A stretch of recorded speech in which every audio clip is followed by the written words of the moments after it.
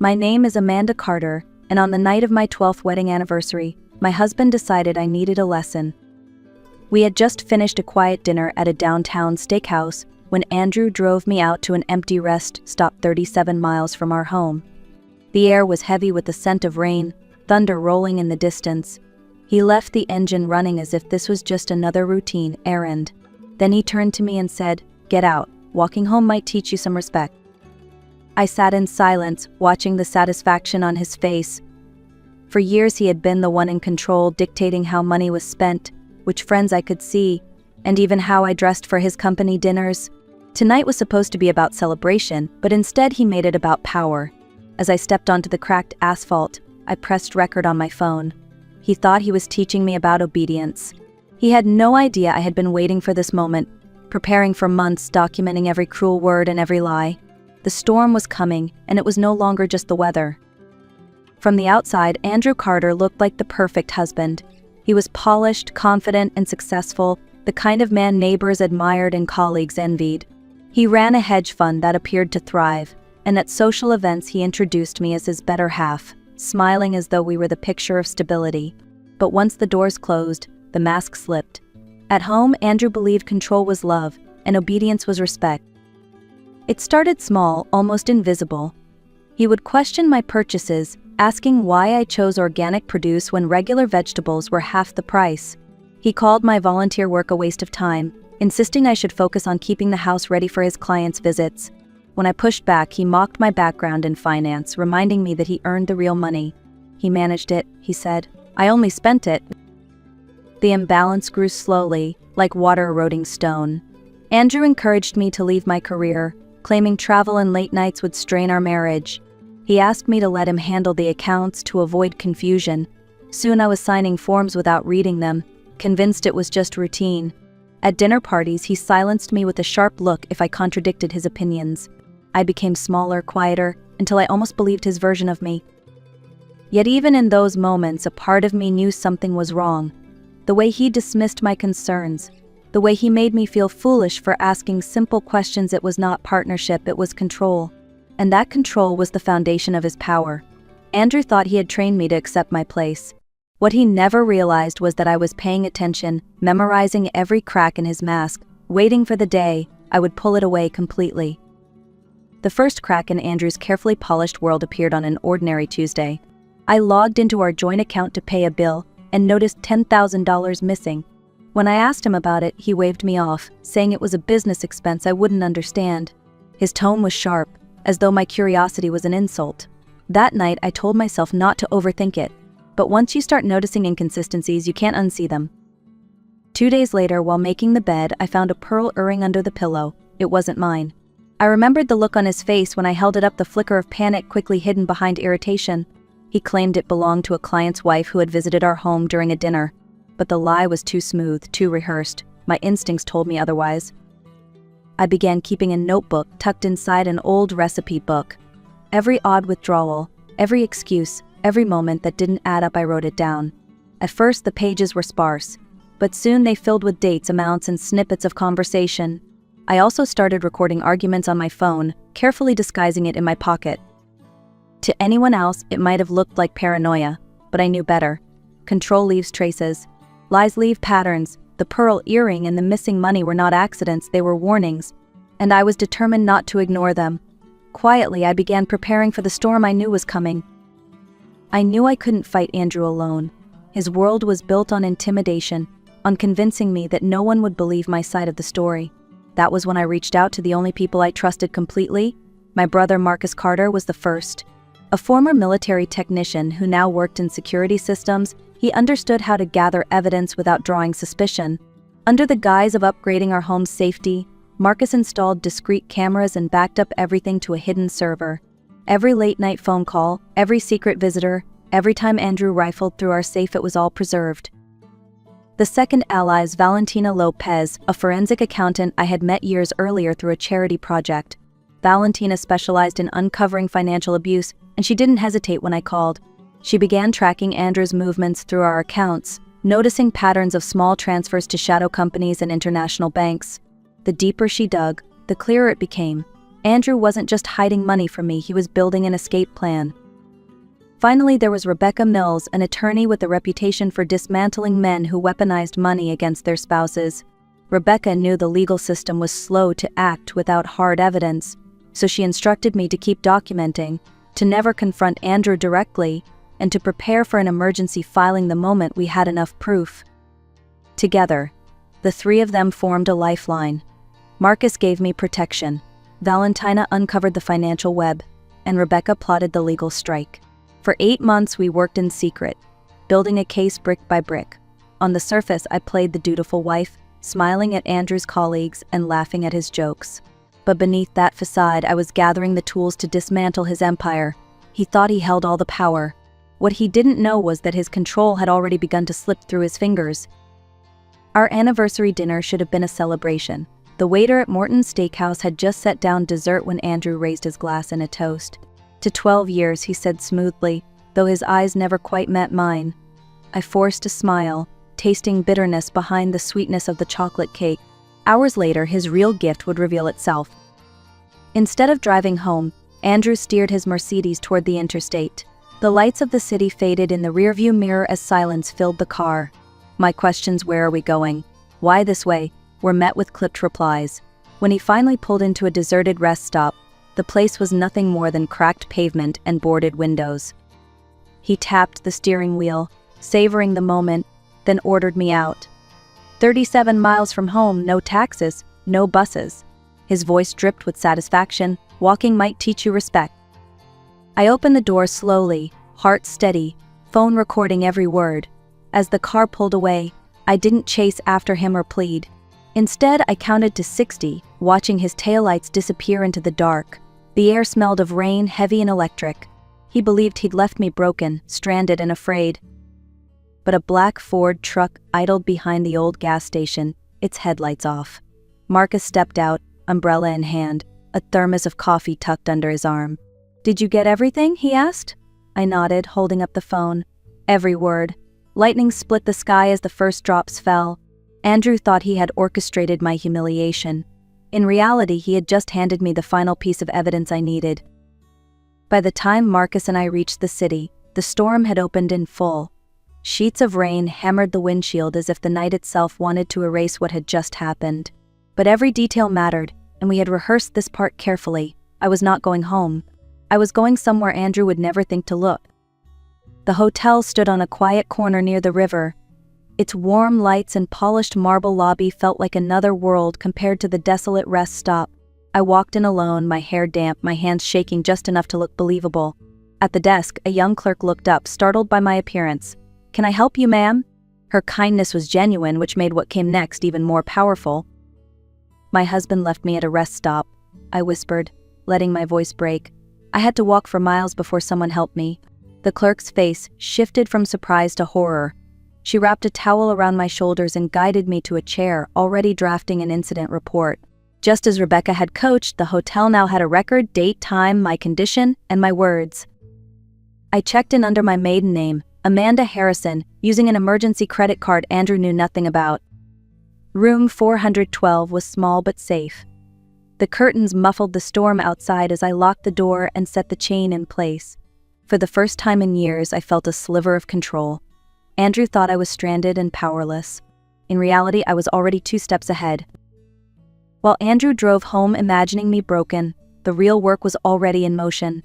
Marcus set up his laptop on the small desk in my hotel room, transferring the audio file from my phone. The words played back with chilling clarity, "You need a lesson, Amanda. Walking might teach you some respect." His voice, so cold and certain, filled the room. It was the kind of evidence no judge could ignore. At the same time, Valentina was monitoring Andrew's financial activity from her office across town. Hours earlier, she had documented a transfer of $10,000 into an account in the Cayman Islands. It wasn't the first, and it certainly wouldn't be the last. Her spreadsheets revealed a trail of hidden assets stretching back almost 2 years, small transfers at first, then larger ones, all routed through shell companies he controlled. He was siphoning money from both our accounts and his hedge fund clients. But money wasn't his only secret. Thanks to the cameras Marcus had installed under the guise of security upgrades, we had hours of footage. Just a week earlier, Andrew had brought Naomi Rodriguez, his assistant, into our home. The two of them laughed as they drank wine in my living room, Naomi draped in the silk robe Andrew had once given me on our honeymoon. In one recording, Andrew bragged, "The prenup says she gets nothing. By the time Amanda realizes, we'll be gone." I watched the footage with a strange calm. Heartbreak had passed months ago. What remained was a hard, cold resolve. Every file, every recording, every transfer was another stone in the wall we were building. Andrew believed he held all the power. What he didn't realize was that the storm he created was about to sweep everything he valued away. As the investigation deepened, one discovery cut deeper than all the others. It wasn't just Andrew hiding money or betraying vows, it was someone far closer who had helped him. My younger sister Jennifer had been struggling for years with gambling debts. I knew about her late-night calls asking for small loans, but I never realized how desperate she had become. Valentina traced several suspicious payments that led back to Jennifer's account. At first, I thought it was a mistake, but then Marcus uncovered call logs, long conversations between her and Andrew, always timed when I was away. The realization landed like a blow. Andrew had exploited her weakness, offering to pay off her debts in exchange for information about our family. He wanted details about our parents' estate, our mother's health, and even old trust funds my father had established. Jennifer, trapped by shame and fear, had answered every question. To Andrew, she wasn't family, she was a tool. And to me, she was another painful reminder of how far his reach extended. When I confronted the truth, I didn't feel anger so much as sorrow. Betrayal doesn't always come with malice, sometimes it comes wrapped in desperation. Jennifer had been cornered, and Andrew had handed her away out at my expense. Still, I added her name to the growing file of evidence. Because in the end, whether by choice or by coercion, she had become part of his web, and webs can only be destroyed by pulling out every strand. The morning after Andrew abandoned me, Rebecca filed for an emergency hearing. By early afternoon, I walked into the courthouse wearing a navy suit I had purchased quietly weeks earlier. It wasn't just clothing, it was armor. Marcus carried a laptop loaded with recordings, while Valentina rolled in 2 boxes of financial documents. We were ready. Inside courtroom 4 billion, Andrew sat beside his freshly hired attorney, Richard Blackwood, a man known for shielding wealthy men from consequences. Andrew looked disheveled, his tie crooked, his confidence cracked.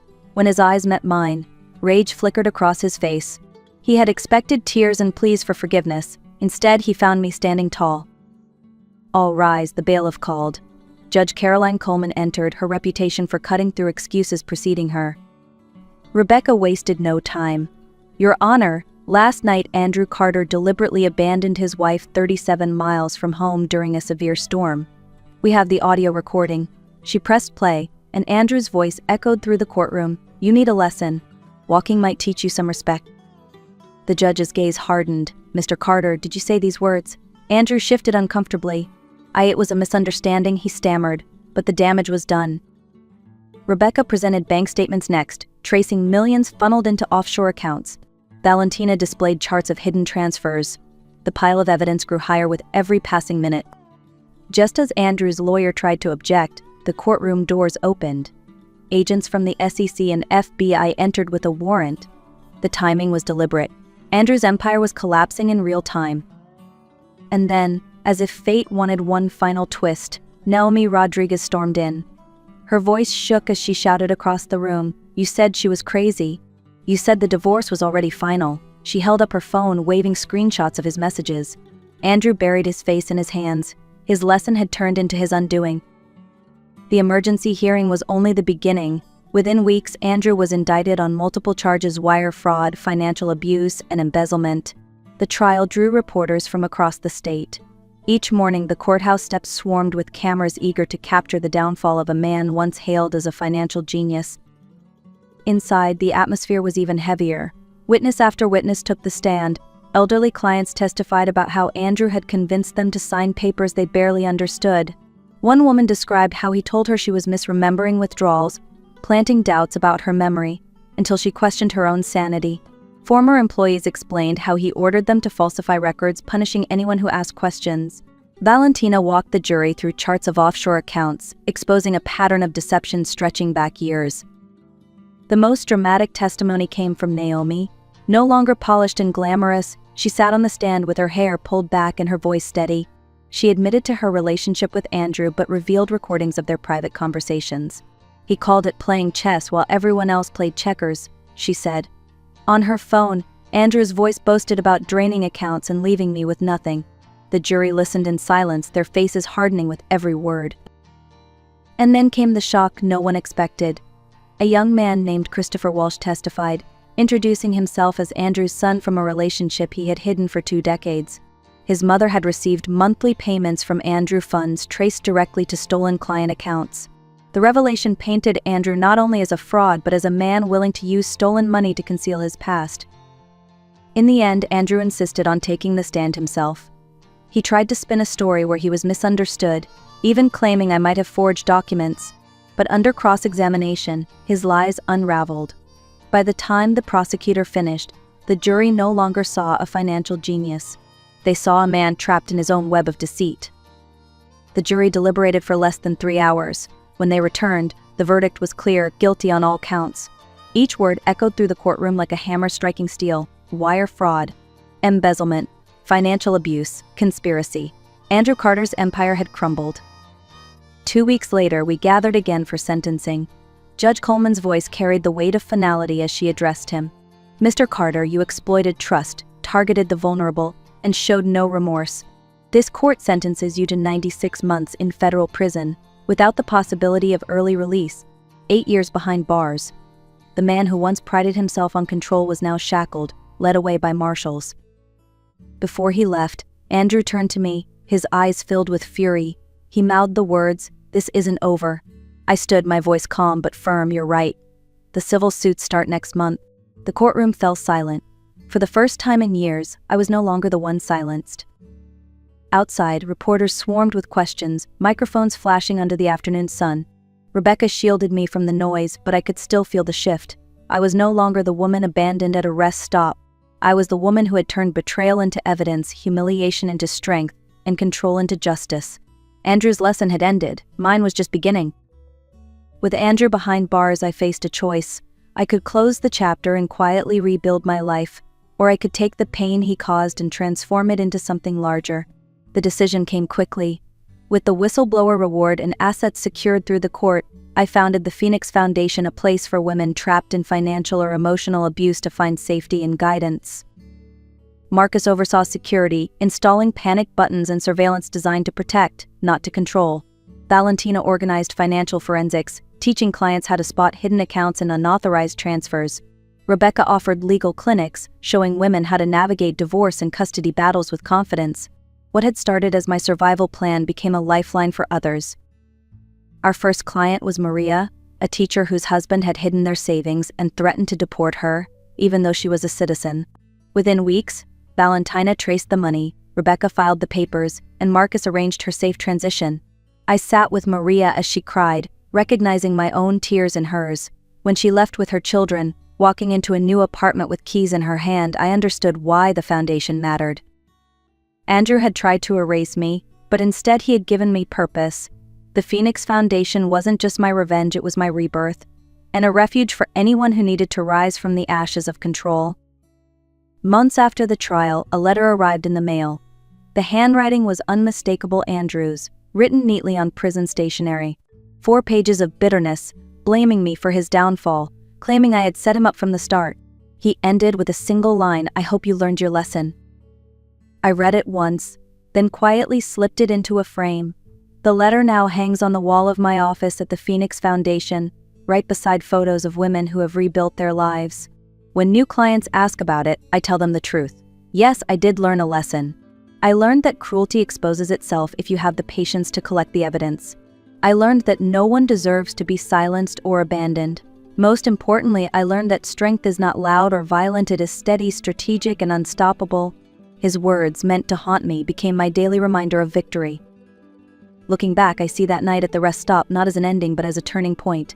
Andrew thought he was teaching me about obedience, about knowing my place. Instead, he revealed exactly who he was and gave me the proof I needed to reclaim my freedom. What began as humiliation became the foundation for justice, not only for me, but for others who had been silenced by control. The truth is, abuse is not always obvious. Sometimes it hides in bank statements, in missing money, in the way someone dismisses your voice at the dinner table. But every pattern can be documented, and every secret can be uncovered. No one deserves to feel powerless. No one deserves to be left in the storm. If you have ever doubted your strength, remember my story. Preparation, patience, and the right support can turn despair into resolve. And when you rise, you don't just rise for yourself, you rise for others who are still searching for their way out. If this story touched you, please like this video, share it with someone who may need to hear it, and leave a comment telling me where you're watching from. Your words might be the encouragement someone else is waiting for. Together we can turn lessons of cruelty into legacies of strength.